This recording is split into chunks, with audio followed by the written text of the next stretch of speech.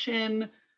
Maybe it's because I work in sport at the highest level. I just always felt like if I'm going to protect myself, this has to be mine. And if I paid for it, right? I'm thinking about my daughter listening to Ariana Grande and, because I bought it. This car, these rings, this hair, I bought this myself, which means you can't take it. And I don't owe you. And you can't make me do things I don't want to do because I have the security and control over my situation and my future. And there is strength and safety and security in having it for yourself. A very tangible, self reliant sort of thing. And I always, I don't know if you find that activist or you find that, I don't know what, but it can't be taken away. And we got to hustle for it, ladies. And if it's ours, they can't take it and they don't have power over us. So there was something always in me to make it my own for security purposes. But more than that, I saw all of your words, right? What do the words personal finance mean? Scary, crying, stressful, right? Negative words. What personal financial security has really meant for my life is that I get choices, that I can have experiences and privileges and adventures, and I get to choose. That is liberating. Personal finance is liberating. It is freeing. It is about enjoying being a grown up and getting to do whatever I want to do. Why? Because it's mine and I earned it. And so the older I get, the less fear I have, and that just comes with some time and some gray hairs and learning some hard lessons along the way.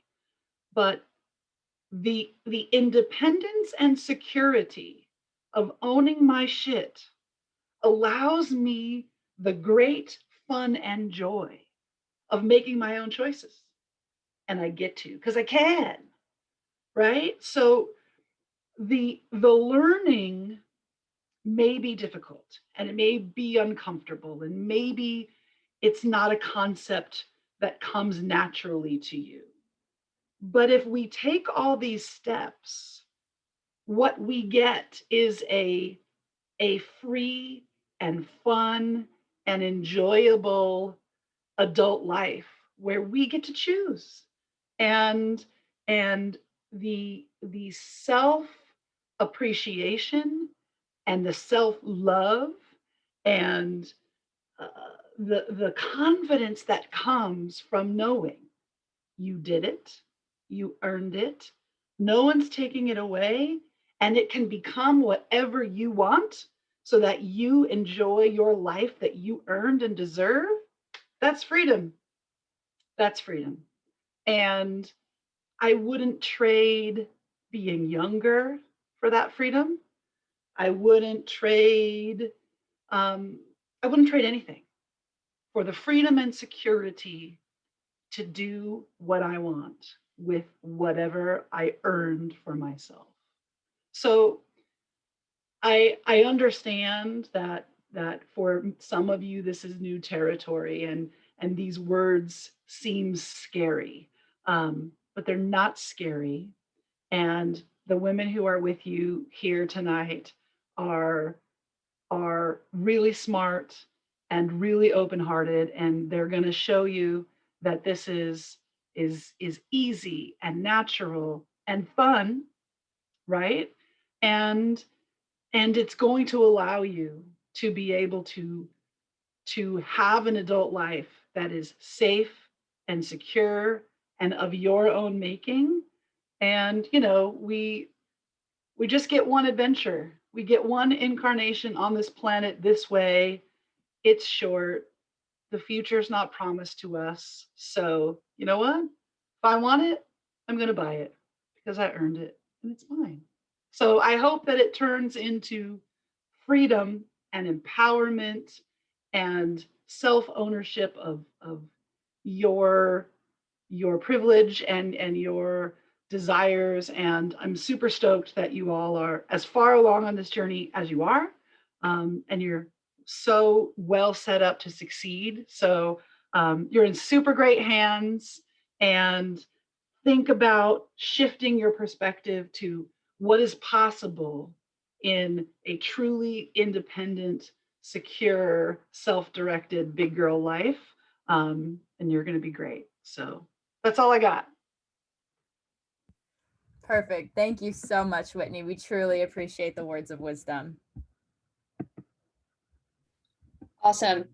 Thank you, Whitney. We appreciate that. And I think a big takeaway that I took is just the ability that we have to create our own path and our own journey with our finances. And that's really what we want to get across tonight is this is each of our own individual journey. And so hopefully out of tonight, there's a lot of reflecting that is done and opportunity for you to help kickstart yourself on that path. So the first part of tonight, we are so fortunate to have Jennifer Bell. But before we kick into the My Financial Position piece, we thought it would be fun to kind of pick a quote that we hope is connected to each, topic of the night. So the first one we have is, I believe that through knowledge and discipline, financial peace is possible for all of us. And this is from Dave Ramsey. And this just goes off what we were just talking about is that it takes a lot of work and it takes a lot of effort and dedication and time and learning. But once you have that, financial peace is possible for all of us. It's just a matter of how you define that financial peace for yourself. And so to kickstart us tonight, we have Jennifer Bell. She's originally from Milwaukee, Wisconsin, and attended the University of Dubuque in Dubuque, Iowa, where she studied business administration with an emphasis on management and human resources. While there, she was also a member of the women's basketball team. She earned an MBA from the University of Wisconsin-Whitewater. Currently, she is the Associate Director for Financial Aid here at U of O, where she provides oversight for the customer service, outreach, and financial wellness functions of the office. And some of her passions include mentoring young women, playing outside, and cooking good food. And I've had the opportunity to connect with her a couple times individually, and she is awesome, and we're so excited to have her with us. So without further ado, I'll pass it on to Jennifer. All right. Well, thank you for that kind introduction, Hannah. And thank you, Hannah and Natasha, for pulling this together. And, thank you to all of you for coming tonight. I really appreciate that. I know there's a lot that you can be doing at 7 p.m. on a Monday night, including eating dinner.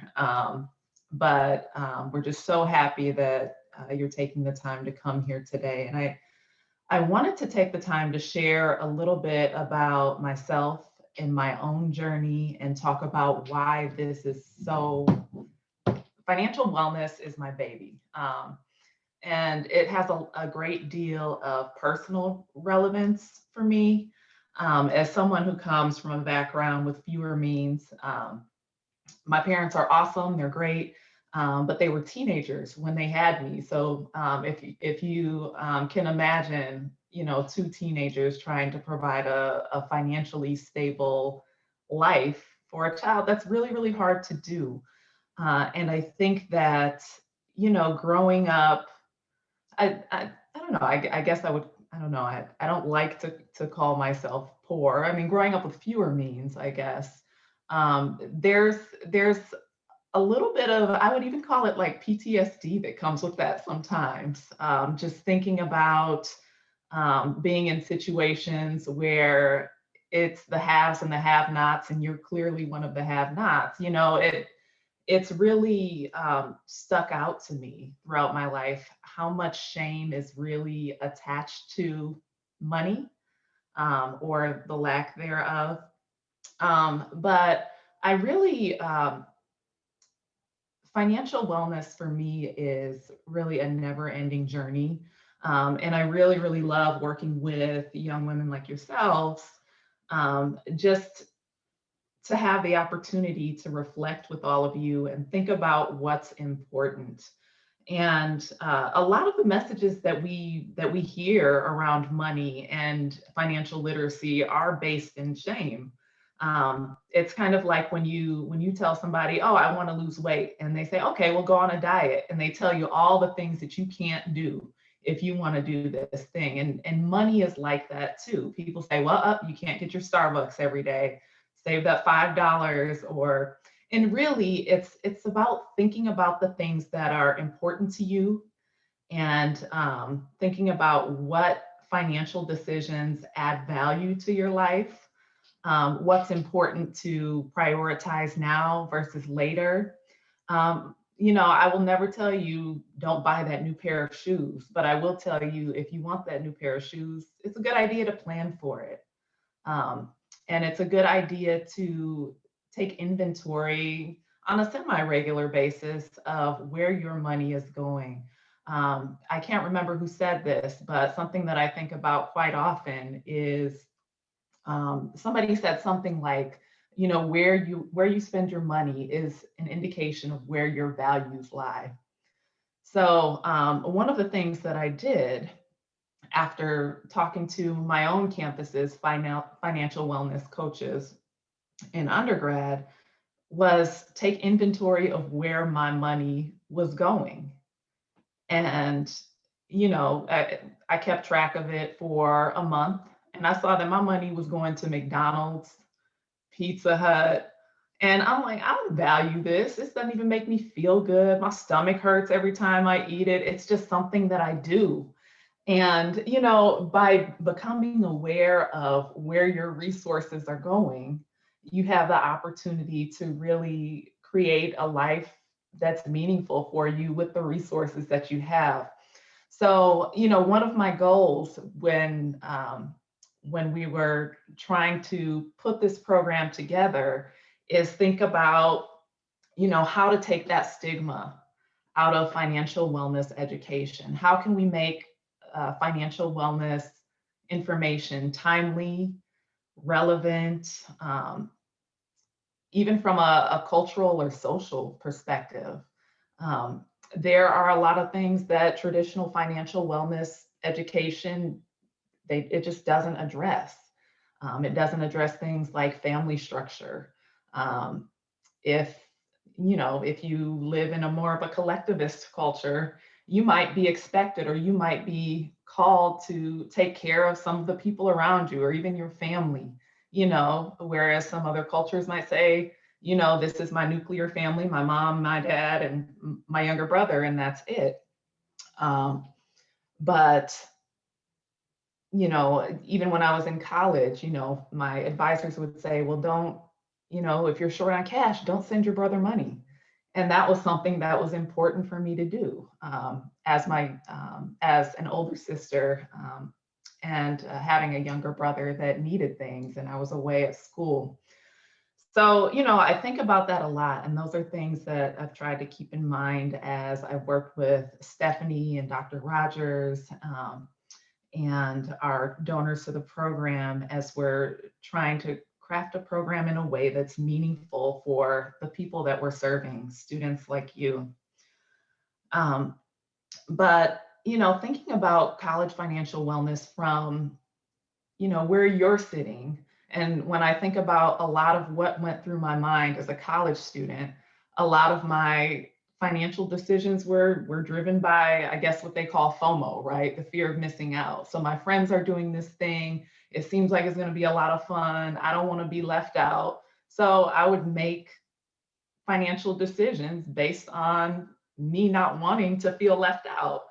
And that's something that, as you think about where your money goes, that's something that you have to consider. How important are these things to you?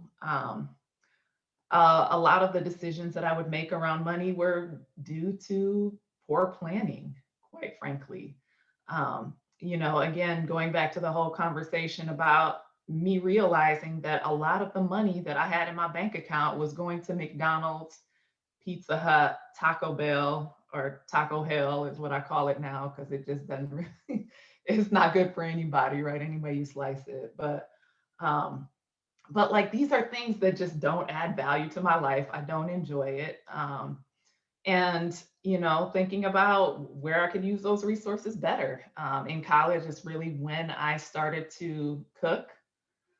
And I found that not only was it therapeutic for me, it was cathartic for me. It's something where I could zone out and then create something for myself that I really enjoyed, or something for my friends that I really enjoyed. It also kind of became my social activity as well. With a lot of friends, instead of us going out to eat, they would say, "Hey, Jennifer, we'll put in $5. We can go to the grocery store. Can you whip up something?" And of course, I'd love to have my friends over, cook for you all. We could enjoy each other's company. And, it accomplishes the same thing for me.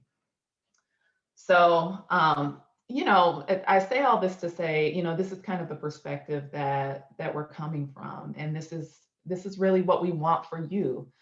So one of the things that we would love to have all of you do is book an appointment with one of our peer financial coaches.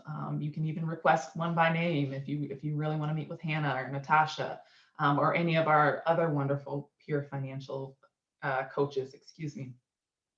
But where they will typically start is with an assessment of where your resources are going, because we can help you create a budget, right? But if you don't know where your money's going, it's not going to be as effective. If you're not really thinking about, is this really where I want my resources to go?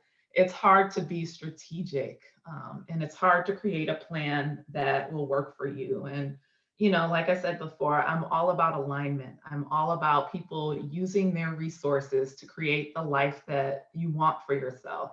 And I don't feel like you have to have a certain income level to be able to do that.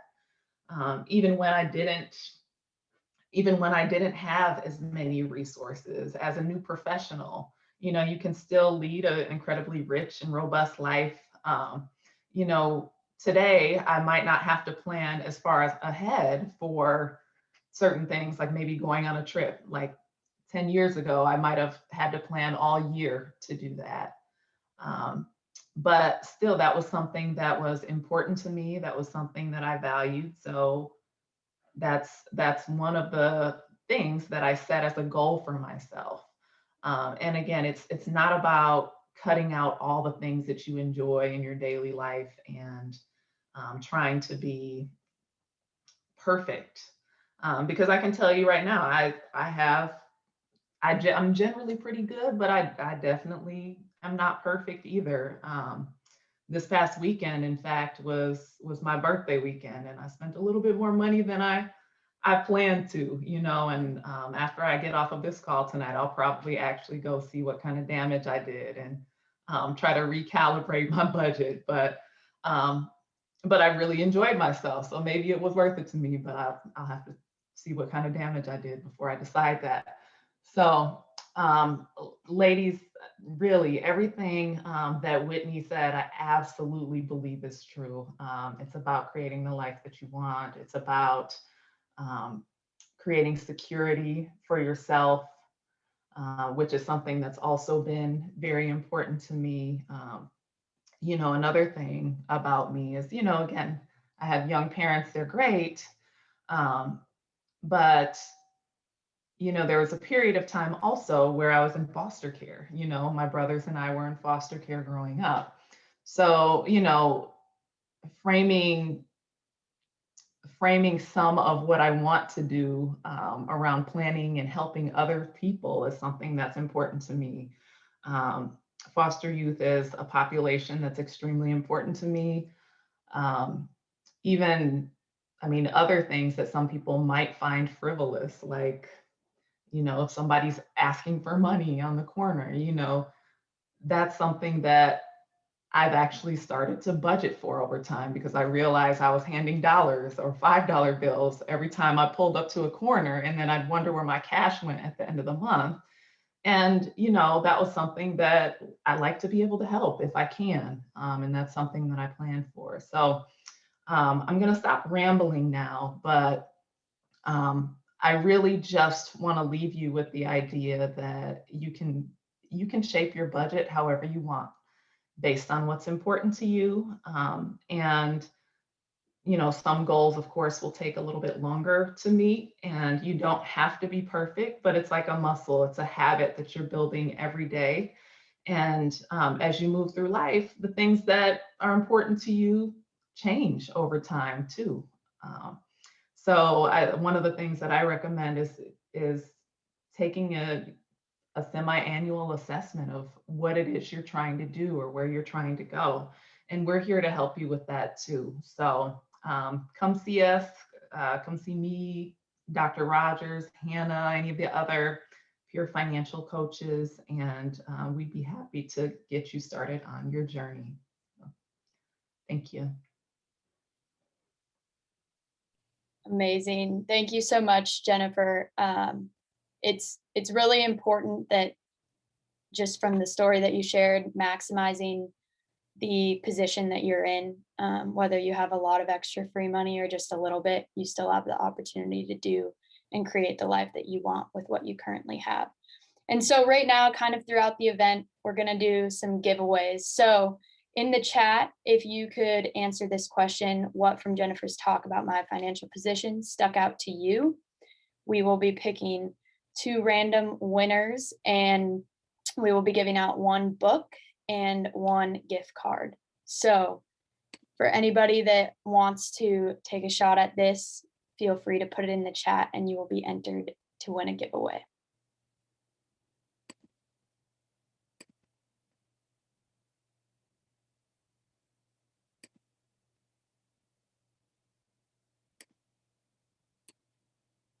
And as people continue to do that, we will shift along so that we can respect everyone's time. And so this next piece connects a lot to what Jennifer just touched on about money values. And so this quote is, anybody can be rich. It's just a question of what rich means to you. And I love this quote, and I think it's so true. And so Lexi Cross is here to help us dive into a little bit more of understanding what rich means to you. So a lot of us have probably seen Lexi. She's a very familiar face for all of us, but I'll just give a little bit of background for those that maybe don't recognize her. So Lexi is originally from Eugene and is a Duck alumni who graduated in 2018. She competed as an acro and tumbling student athlete and majored in business administration and minored in economics. She's currently advocating every day for all of us. Shout out, Lexi. We appreciate you.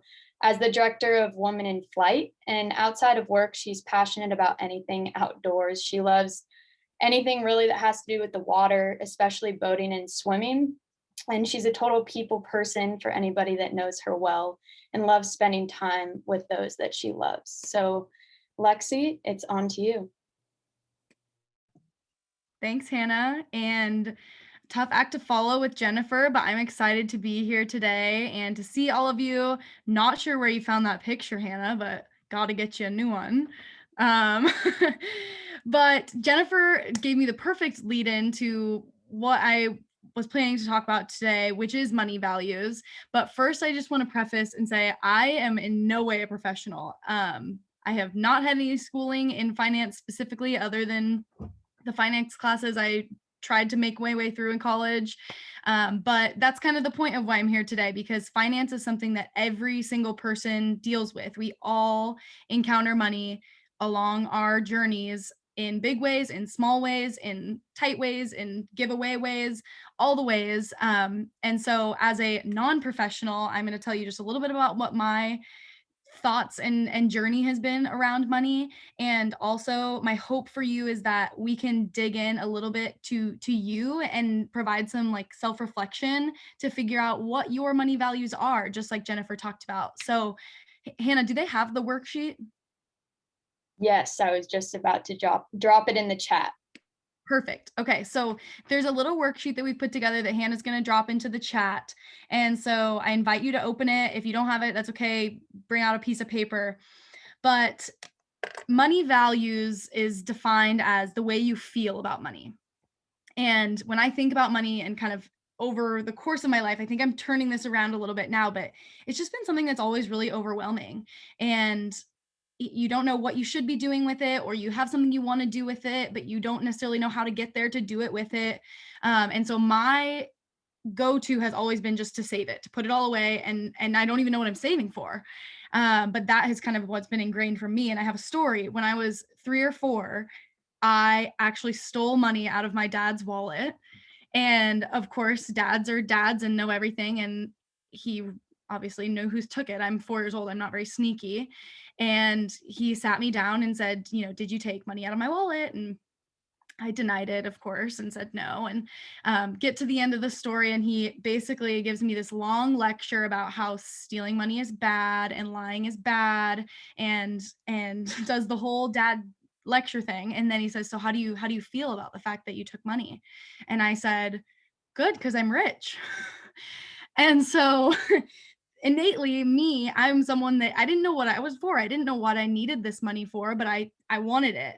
And that's something I think we all experience in one way or another. And then you have the flip side where my cousin, he's 10, and right now has been working for a year doing odd jobs around the house to save up $500 for, I kid you not, a lightsaber. I didn't even know that lightsabers cost $500. And this kid is working his tail off to get money to buy one. And so he intrinsically, like, he's not that old. He knows, like, I'm going to work for this to buy this. And who's to say that's better or worse? I would never buy a lightsaber for $500. But to him right now in his life, that's like all he wants to do. And he's willing to put the work in for it. So those are just two stories that kind of start us off on the differences that it's okay to have here, just like Jennifer said, but it's making sure you know where you fit. So take a look at that first question on there and check the boxes of what fit for you. I need to pull it up here so I can read it for people that maybe don't have the worksheet. But if you were on a vacation and you have one day to do anything you want, what would you do? Maybe it's food, maybe it's movies, maybe it's a super cool adventure, but check those things off. And these are really quick, and there could be 100 more answers to this, but these are really quick examples of what your money value may be in the realm of fun. When you're thinking about fun, when you're thinking about things that you love to do and you have endless possibilities to do it, these are the things that mean the most to you. For me, I would never pick shopping. I am not a shopper, but I would go on every single adventure I could. No matter how crazy, like, sign me up. I'm into it. But everyone's answers again are different, and that's good. So those talk about fun, those talk about vacation, but let's flip it a little bit and think about more, I guess, serious based money values. Everyone uses the word savings. You talk to any adult or anyone that has responsibly managed their money and savings. I'm sure you've all heard it 100 million times from anyone that's speaking into your life in one way or another. But there's other things that savings are a part of. It's security, it's ease when it comes to money, it's health, having the ability to support your health if something comes up, and you're not foreseeing that. And so savings is something that we always hear, but are you actually doing it? And I know that for me, yes, that was something I always did, but I didn't necessarily know why. So it's, are you doing it? And do you know why you're doing it too? Another thing that I think is let's look at question 2 first before I move on, which is about savings. So reflect on the last time you intentionally saved money, and either turn your camera on or your voice, your words, unmute, there we go, and tell us, or throw it in the chat really quick about what you saved for last time, or the last thing you saved for. I'm going to read some if you guys throw them in there. Emergencies, that's a good one. A trip, that's a great one. A car, yes, all sorts of things, and you guys can watch them as they come in. But I know that in college, and I experienced this too, you may be thinking to yourself, what money? Like, what money do I have to save? Because you probably don't have a job. I never had a job, a consistent job at least. And and you're student athletes, you're doing all sorts of stuff. You're at the Cavs for like 15 hours a day, sometimes it feels like. And then you go home and you can barely keep your eyes open. So where is the money coming in? And I'm sure there are some of you that hustle so hard to get any kind of money. Maybe you're babysitting, maybe you're on Fiverr and doing resumes. I don't know. And kudos to you for you if you're doing that. But I think what money is something that you probably all face. And I have 2 words for you: per diem. Everybody on this call, most likely at one point or another, has gotten per diem from collegiate athletic stuff. And it may only be $5 for lunch, which is not a lot. I believe me, you can't buy a sandwich in the airport for $5, and you all know that. But you also have a ton of opportunities to get food for free. And maybe HDC breakfast is not at the ideal time for you. Maybe you have to get up an hour early, or maybe HDC breakfast is not your favorite breakfast. But based on where your money values lie, you have opportunities. Specifically, one example is with food right now in your current situation to be able to save some money. And maybe your goal is $5 a month, or maybe your goal is $2.50 a month, whatever creating that habit may be. I think that is, we all hear it. It's a very, very common thing that people say to do. So finding a way to do it, again, if it fits with your money values, is possible, and no matter what your situation is. Moving on, let's look at question 3, and we're going to get into a little bit more mushy-gushy stuff here, but I do think it's important to think about, in the grand scheme of things, what are your money values? So question 3 is, picturing a typical week in your life right now. That could be right now, that could be in the summertime, whatever it may be. What do you enjoy the most? And write that thing down. Is it food? Is it time with your friends? Is it a great workout at practice? What are the things that you enjoy the most? Then go to the second question, or the next question, that's what makes you the most content in your life, your entire life. Think about like those moments that have made you so happy. Who was with you? Where were you? What were you doing? Were you eating dinner? Were you at a family gathering? Were you just sitting on the couch with your roommates? Doesn't matter what it is, but it will tell you so much about what your money values are. And then, as Jennifer mentioned, you're able to match it up and see if your bank statements associate with any of the things that you write down. And the best part is I can't tell you what to write down for those. Jennifer can't tell you, Stephanie can't tell you, nobody can tell you what to write down for those, and nobody should tell you. Those are your things. Just like Whitney said, those are yours that you can write for yourself and stick to in your money values.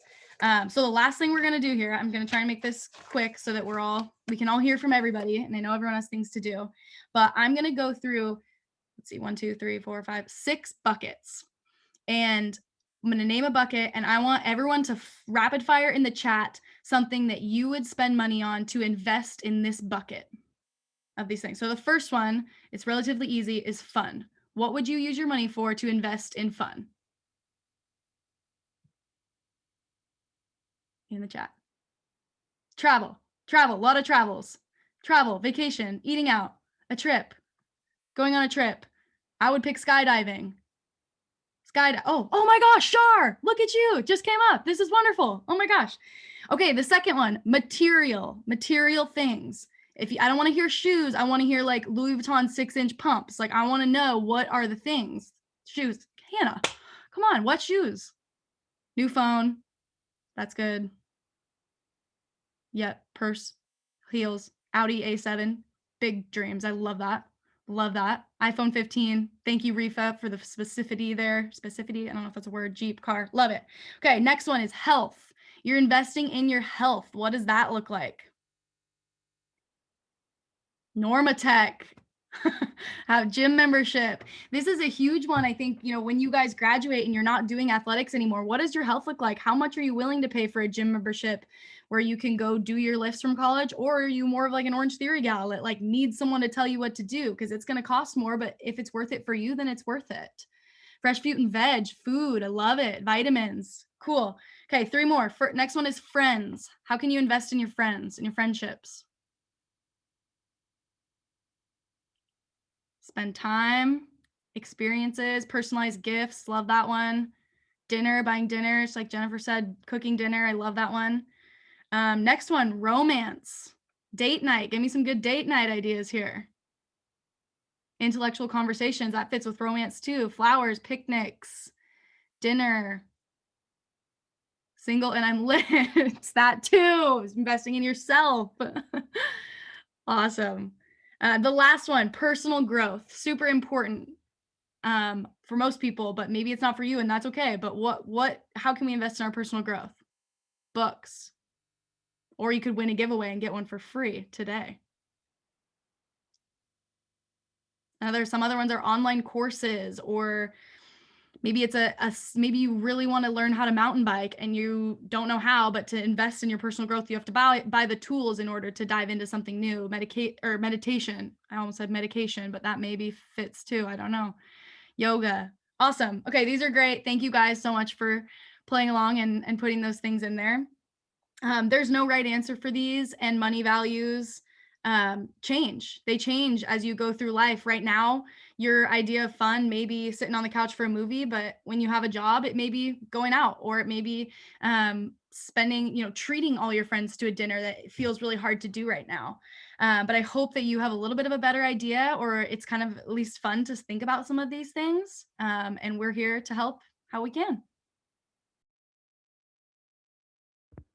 Awesome. Thank you so much, Lexi. That was a great activity. Really enjoyed it. Awesome. So I know we all typed a lot in the chat already, but just for the giveaway entry, is there anything about your money values that surprised you? If so, what? You can go ahead and keep typing that, and Hannah's keeping track so we can get you that free book or gift card. Just for time's sake, I'm going to go ahead and keep going. So the quote for understanding credit that we thought kind of came to mind: don't buy things you can't afford with money you don't have to impress people you don't like. So don't be borrowing, don't be hurting your credit, for something that's not going to be worth it for you, or for something that you don't even understand, like credit, which is why we're so happy to have Stephanie here. Stephanie is a professor of practice in the School of Accounting here at UO. She's a CPA retired from a 30-year career at Prince Waterhouse Coopers. She has a broad base of experience in financial, operational, compliance, and systems auditing, as well as data analysis. Stephanie has leveraged this professional knowledge and her skills as the Lundquist faculty liaison to our very own Financial Wellness Center. So please welcome Stephanie Peel. Hey, thank you, Hannah, and thanks everyone for coming, showing up tonight, participating, and being so active. And I'm really excited to be here with you. And there's so much of what the folks who have been before me have said that really resonated with me. As we start talking about credit here in just a minute, one of the things I want to reflect on with all of you in terms of money being it's a tool, and credit is a tool like so many other things that we encounter in our life. And for me, one of the ways that tool worked was that when I started my career in public accounting, some of you may know, it's a very challenging career. It's a lot of hard work. Undoubtedly, many of you will go on in your careers and have some really challenging times and difficult times and some ups and downs and so forth. But one of the commitments my wife and I made pretty early on was that I was not going to work at that career until I was 65, and then, getting my Social Security, and I'm drinking Mai Tais on the beach. I wanted to retire from that career early, so I had a chance to fulfill something that was important to me, which was coming to this university community, being able to share everything I've learned over the course of my career with students like you. And that was something that was a really high priority for me. But to make that happen, we had to make some different choices. And when you're working in a professional environment like I was in a public accounting firm, there's a lot of pressure to keep up with what others are doing, to buy the fancy house and have the fancy car and get the expensive bourbon and go out for the expensive steak restaurant and belong to the expensive club. There was a tremendous amount of pressure to do all of those things, but that wasn't me. That wasn't something that was important to me. What was important to me was being able to put myself in a financial position that for me and my family, we could make some different decisions about our employment and be able to then choose paths that allowed us to fulfill ourselves more personally. And so that's how we put ourselves on this financial wellness journey. So I'm going to share my screen so we can talk a little bit about credit. I think behind budgeting and some of those concepts, credit is one of those things that we don't always have a very good understanding of, but we're told that it is something that's important. And so I do want to talk just a little bit about what that is and what it means. And so we'll get started. One of the things we haven't just talked about a ton tonight, although we've talked about some of these different aspects in pieces, is how we look at holistic financial wellness. And there's some critical aspects, things like earning and how we budget our earnings. We've talked about that. Spending, how we manage our money, what we spend it on, borrowing, protecting, savings, and investing. And the area I'll spend some time talking about specifically is this area of borrowing, and specifically understanding credit, what that means in terms of credit cards and that kind of thing.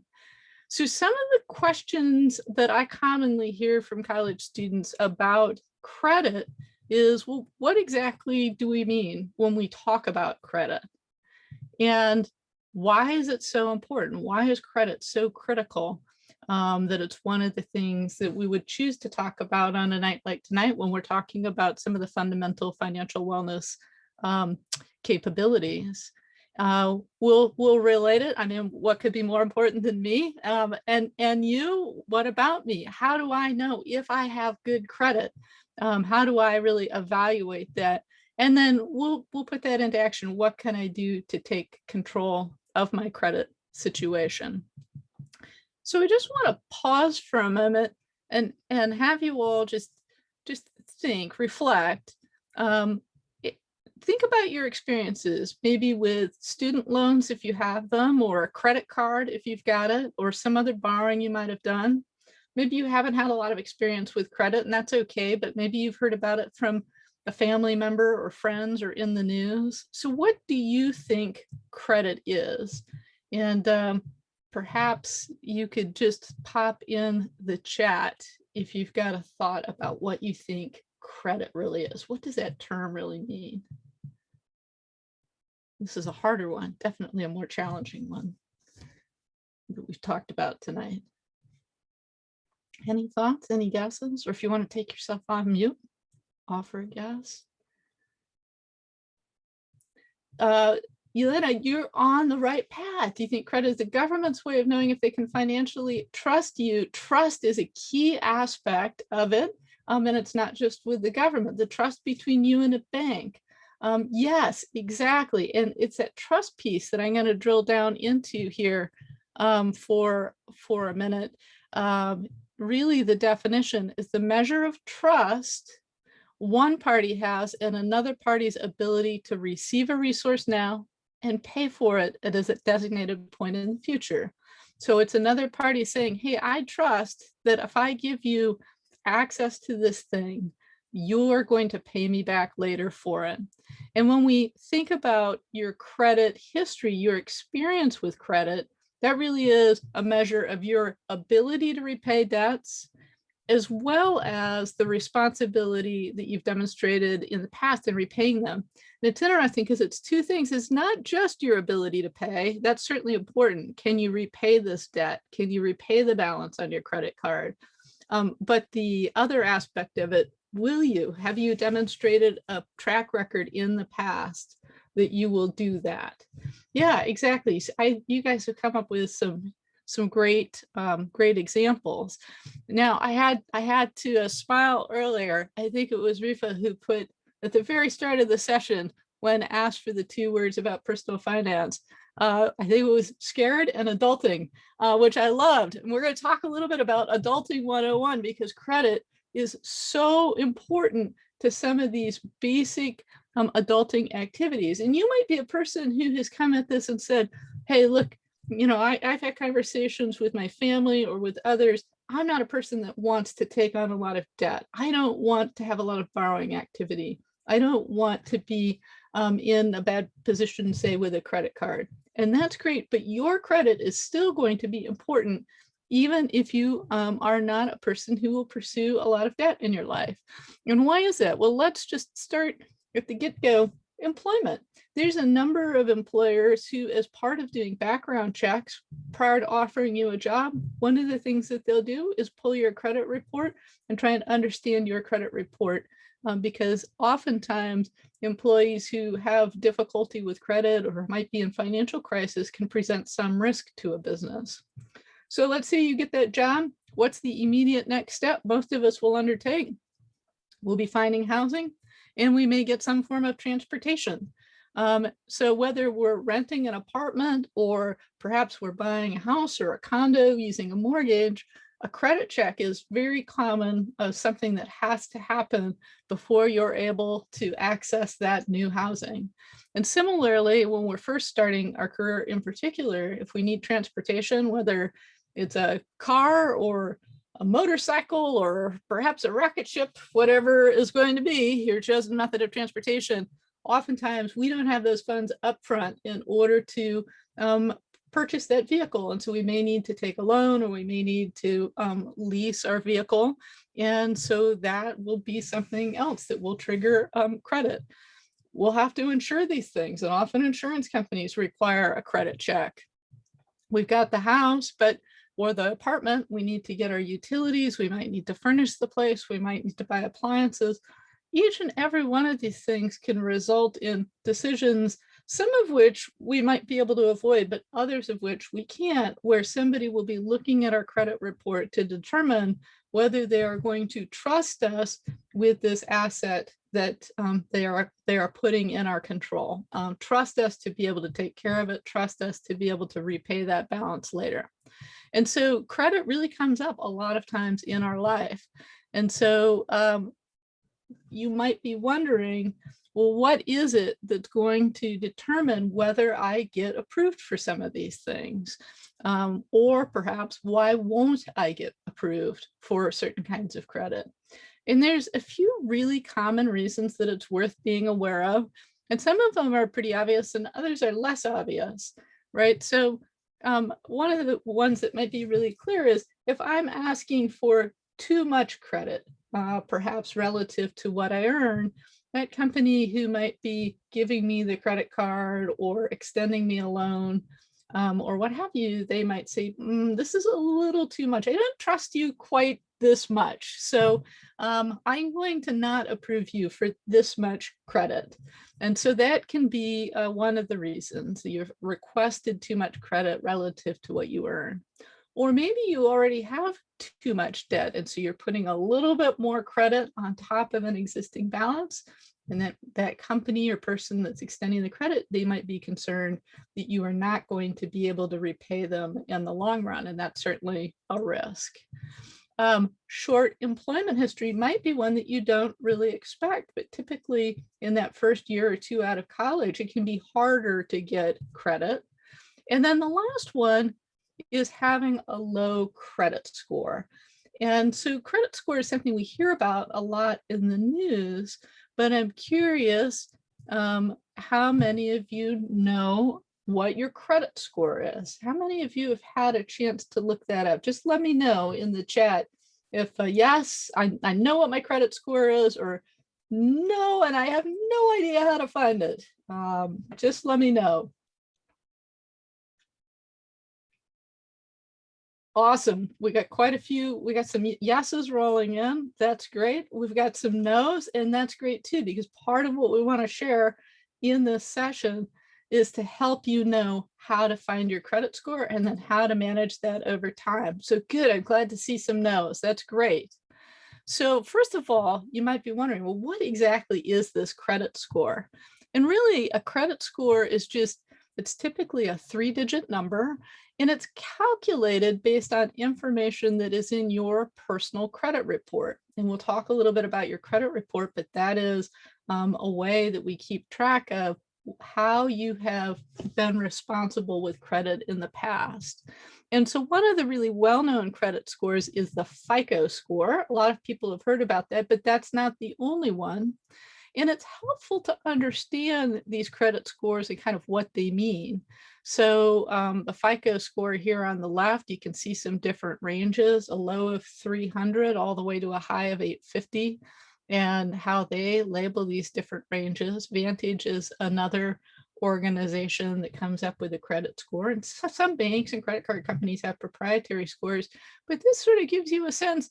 If you pull your credit score and you're somewhere here in the 650 to 699 range, and you have a fair credit score, that might be something that then you want to work on. If you're here in the 750 to 850 category, you might feel like, hey, that's a pretty good credit score, and it is, and that's something you want to preserve. So where do you find yours? The good news is this is something that's changed a lot in recent years, and there's a ton of places that now offer a free credit score that they update routinely. And some of the best places are through your banking relationship. If you have a checking account or savings account with a bank, quite a number of the banks now on their bank online site will post what your credit score is. You might use an application like Mint is a great application for budgeting. They'll tell you your credit score. We see advertisements for places like Credit Karma and things like that, but there's a lot of free places where you can see your credit score. And so once you've found yours, it's good to be monitoring that on a regular basis. And some of the things that impact that credit score is your payment history.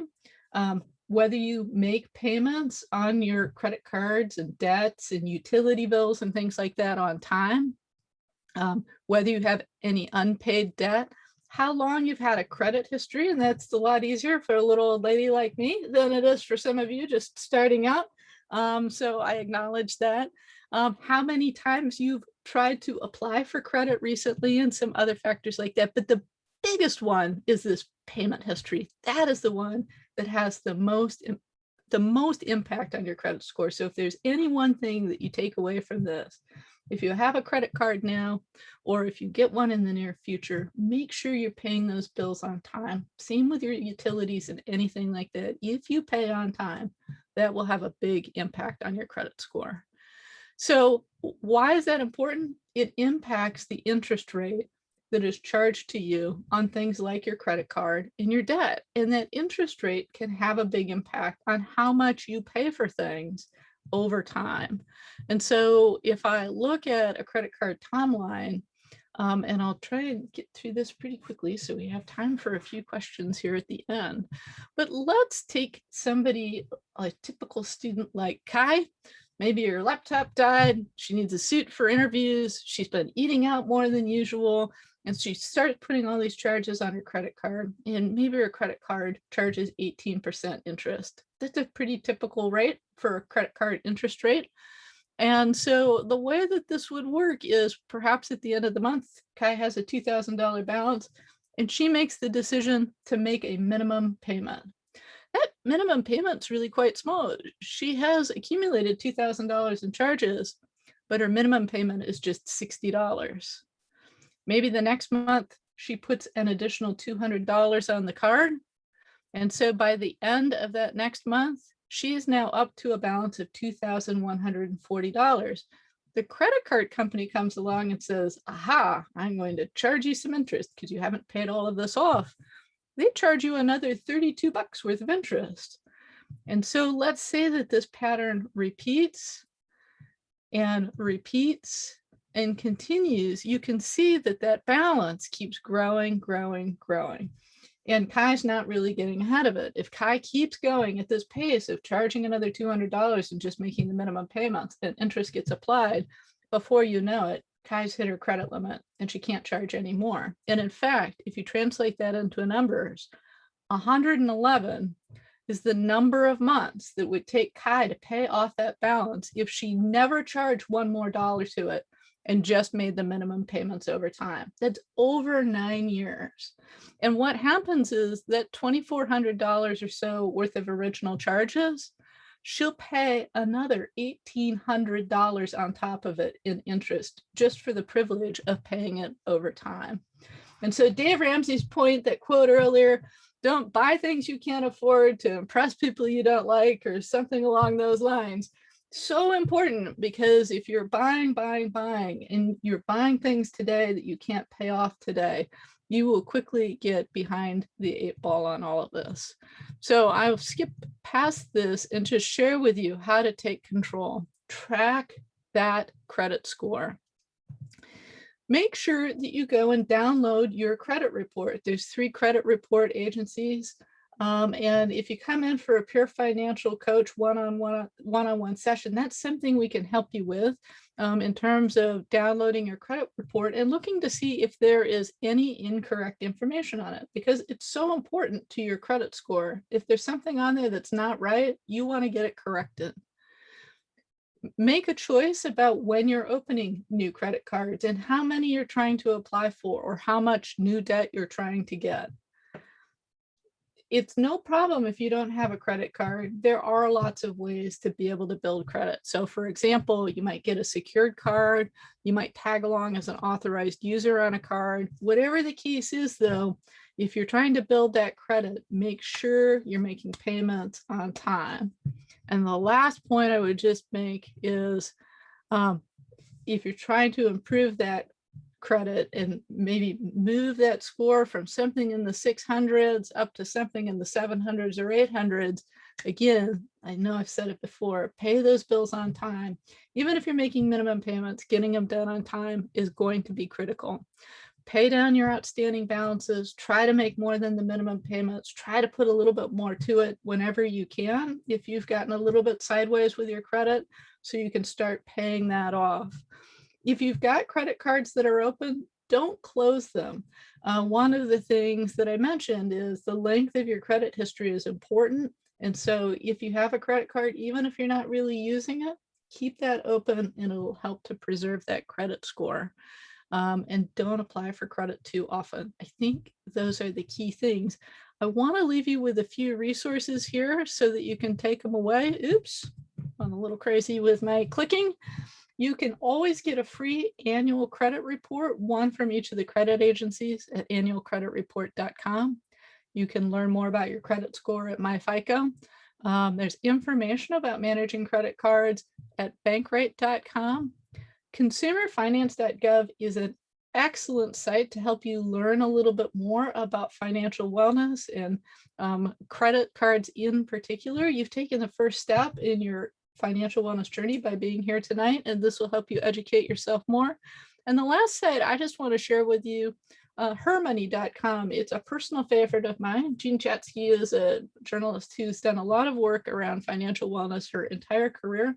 She does some excellent work around explaining credit cards, credit scores, how to get ahead on credit scores, how to manage credit cards and so forth. I just think she does a wonderful job. She's got a great weekly podcast that I love listening to, and it covers a lot of different issues relative to women and money, and it can be fascinating and help you hack your inner brain around financial wellness. So that's what I've got. I'm happy to turn it back over to you, Hannah. Hopefully that gave everybody just some foundational knowledge around credit so you can be more responsible in managing your own credit situation. Definitely. Thank you so much, Stephanie. Credit's definitely hard to understand, and we're glad that you gave us the foundation to get it right. I'm going to share my screen one more time. So Stephanie, there we go.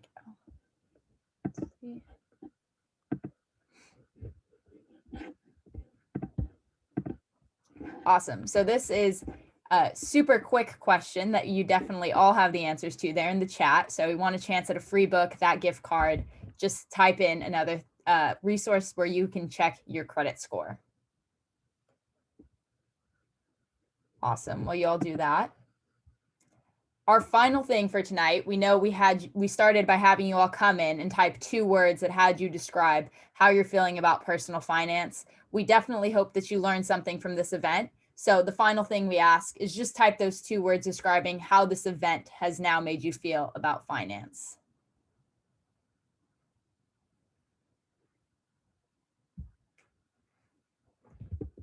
Awesome. I see those coming in. And Hannah's going to drop a link in the chat that includes a survey that it'll give you one more entry into all of our giveaways, and it'll definitely help us out with a lot of feedback from this event.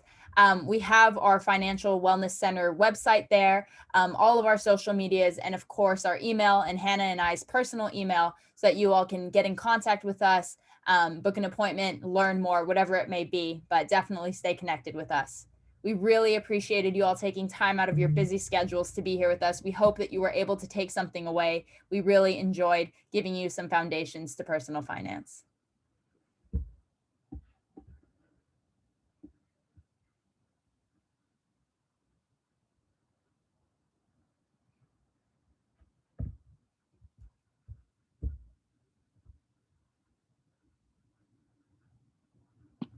We appreciate it. Thank you so much. Thank you. Thank you.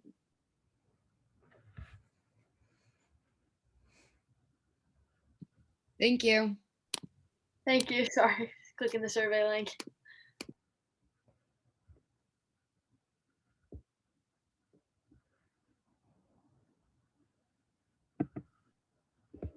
Hey, good work, guys. You really Thank did a nice job putting this all together. I'm impressed. Thank you so much, Stephanie. Yeah. Thank you very much. That was awesome. Yeah, hopefully you feel really happy with the turnout and the level of engagement. I thought it was really well done. Yeah, Yeah. definitely. I love the engagement in the chat. It was awesome. I think people just feel more comfortable just putting something quick in the chat, and it's easy to keep going. So I thought that was great. Yeah, it was really, really good. And